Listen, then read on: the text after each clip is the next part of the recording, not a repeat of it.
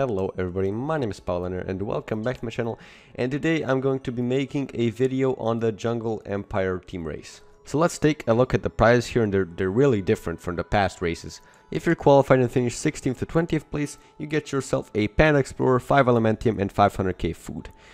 No thanks. If you're qualified, finish 11th to 15th place, you get yourself a rank 2 Pandaxplorer, so keep in mind now he's going to be level 100, 10 Elementium and 750k food. That's still pretty bad. Now 7th to 10th place, this is where the legendaries come in.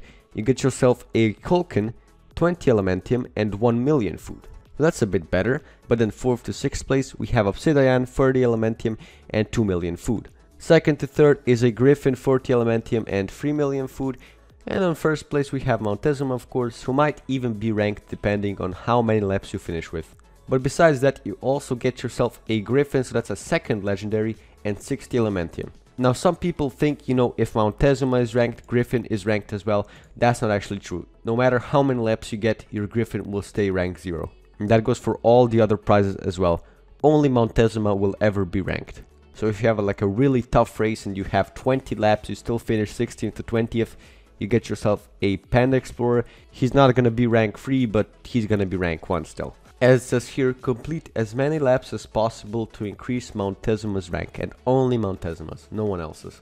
Anyways, now that we have that out of the way, you have individual rewards as well. Boost your bonus reward by increasing your total points. Top contributor will also get position rewards. And here's the little formula for it. Bonus reward equals 1k food times points, and maxes out at 5 million food or 5k points. But yeah, there's not really much else to talk about here, so let's move on to the analysis of the monsters. Okay, so let's start off with the first monster, Pandaxplorer. This guy has a pretty nice trait here, immunity to blind, Quagmire, that's pretty cool. Overload, that's pretty nice, 25 damage, AoE there. Yeah, he sucks. Anyways, moving on to Kulkin. Kulkin is one of the earlier sort of nature legends. As you can see, he's not that early, he's kind of middle, I guess. But yeah, in terms of stats, he's not really that great. He has a pretty power, he has a pretty life. Well, this is a good life, but for nature it's pretty and a pretty speed. His trait is goddamn awful. Attuned, let's not talk about that.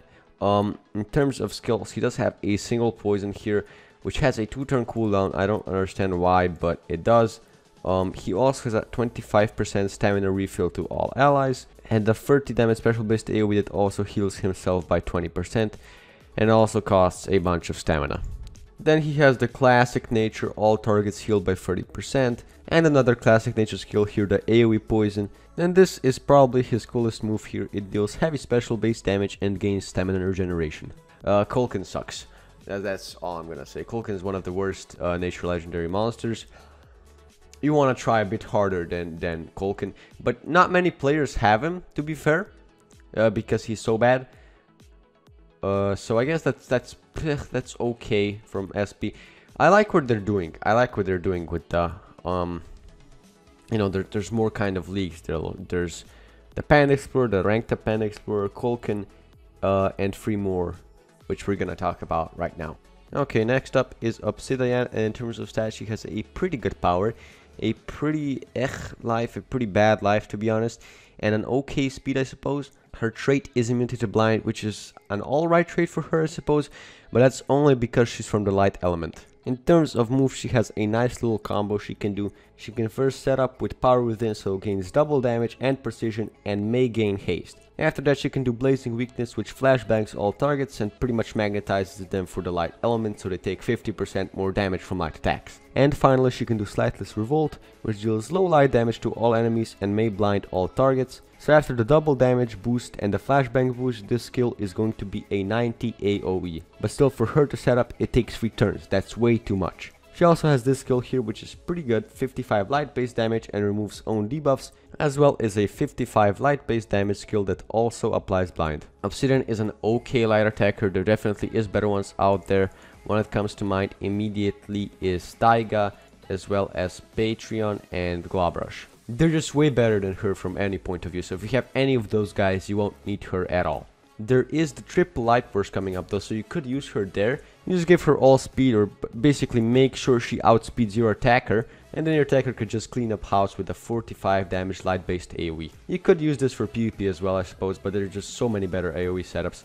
Okay, moving on, we have Griffin. In terms of stats, Griffin has an insanely high power, an awful life, and a really good speed. One thing you can do to just counter his low life is get a team life rune on one of your monsters. Just put this on your team support monster, so they'd have 2 team speeds and a team life rune. That's gonna work out really well with this guy. His trait is immunity to daze, which is god awful, so let's just move on from that completely. He has a nice little semi-deny skill here, which deals low thunder damage to all enemies and may blind all targets. That's really good. He also has a 60 damage special base 0 turn cooldown skill. This is an amazing skill. The fact that it has no cooldown, it's so vanilla, but it's great. Then he has another 0 turn cooldown skill, deals moderate special base damage, may stun target. This is another great one. 0 turn cooldown stun is always amazing. Then he has the classic 45 damage thunder based AoE, and his strongest move, Massive Peck, which deals massive special base damage and has a 2 turn cooldown. Griffin is a really great monster in my opinion. The only thing that's bad about him is his life, of course, but then again, I've already mentioned this, you could just counter that by going for a team life rune on your team support legend. He has a tough time in Thunder, but that's just because the element is so stacked. You know, it has Voltic, it has Zyla, the 2 best attackers in the game. Then has great deny monsters like Tempest, Nexword, Dr. Victor, also Hydrotil, the Bolt Caster there, Alex Bone, Sparking Mantis. So many great monsters here, but still Griffin, again, he's pretty vanilla, but he's great at what he does. And finally, we have Mountezuma. In terms of stats, Mountezuma has a pretty meh power, but a really nice life and a really nice speed. But what am I doing looking at level 100 stats? You know, that doesn't matter. He's gonna be level 115 for most people. So yeah, if you're looking from the 115 perspective, he's absolutely insane in every category. His trait is Mountain, of course. His name is Mountezuma after all, and Mountain gives immunity to stun and freeze. Mountain is an amazing trait, and the only monsters that have had Mountain up till now are of course Oros, and then you have Goran, and then of course Egursus, as well as Copperbeard. Anyways, moving on to moves, this guy definitely has some amazing ones. He has a really interesting skill here. It's a single enemy skill which poisons one target, so that sounds really awful, but it gives him 1 extra turn, so it kind of compensates for that. Now this is a skill that kind of seems really meh on the surface, but I'll get into it a bit later. Then we have Toxic Disease. It deals moderate earth damage, may poison target, may possess target. This is definitely a great skill. I believe the only monster in earth, apart from this guy, who can possess is Baba Yaga, and Baba Yaga, you know, not many people have her. Anyways, he also has this move, which is just better in my opinion. Deals heavy special damage, may possess target, but it is a 2-turn possession. This is super important, a 2-turn possession. And then he has Acid Slime Rain here, so deals 55 earth-based damage to all enemies and may poison all targets. He's the second monster that has a 55 damage AoE. You know, the only one so far, apart from this guy, was Incognita.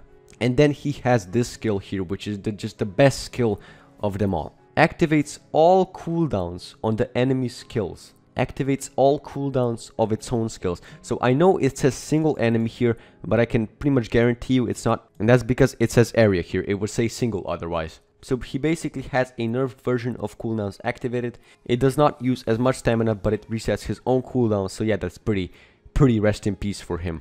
But then comes in Slime Storm. You would never even consider running this shit move before. But why do you run it? Of course, 0 turn cooldowns. This combo is great. Right after he can do his cooldowns activated, he can use this skill. As you can see, all his other skills here are at least a 2-turn cooldown.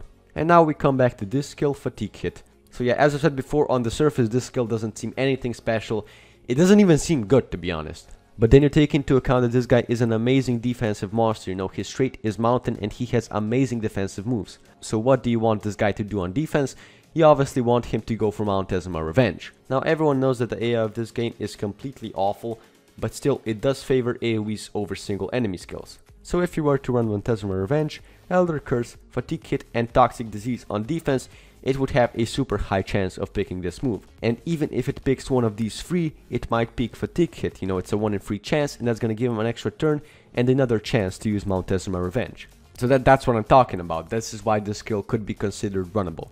Apart from that, this skill is nothing amazing at all. He has way better ones. I don't know why, but for some reason I completely hate this guy's design. I don't like him, but I can't deny that he's a great monster. He's one of the best Earth Legends currently in the game, and you could argue that he is in fact the best one. But anyways guys, that's gonna be pretty much it for this video. I hope you have a good time racing and don't spend too many gems, because that's what SP wants you to do. And I'll see you next time.